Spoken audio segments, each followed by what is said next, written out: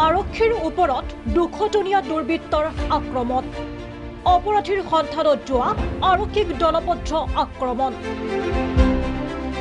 বৰপেটা জিলাৰ খাউলি হেলনাপাম গাঁৱত নিশা অপৰাধীৰ সন্ধানত যোৱা আৰক্ষীৰ দলক প্ৰায় ২০০জনীয়া এটা দলে আক্ৰমণ কৰাক লৈ অঞ্চলটোৰ সৃষ্টি হৈছে তীব্ৰ চাঞ্চল্যৰ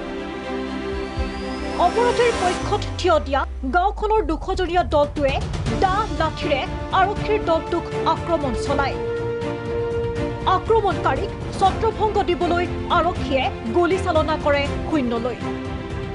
গুলীচালনাত কোনো হতাহত হোৱা নাই যদিও দুৰ্বৃত্তৰ দলটোৰ আক্ৰমণত সাজেদ আলী নামৰ আৰক্ষীৰ এজন সহযোগী আহত হয়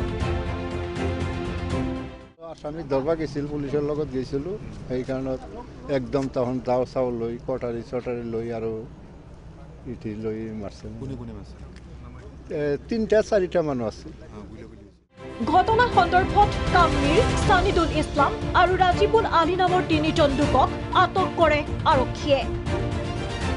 বৰপেটাৰ অতিৰিক্ত আৰক্ষী অধীক্ষক প্ৰদীপ শইকীয়া ঘটনাস্থলীত উপস্থিত হৈ তদন্ত আৰম্ভ কৰে যদিও ঘটনা সন্দৰ্ভত সদৰি নকৰিলে কোনো তথ্য আৰক্ষীৰ ওপৰত চলা এনে দলবদ্ধ আক্ৰমণে প্ৰকট কৰি তুলিলে এখন ভয়াৱহ ছবি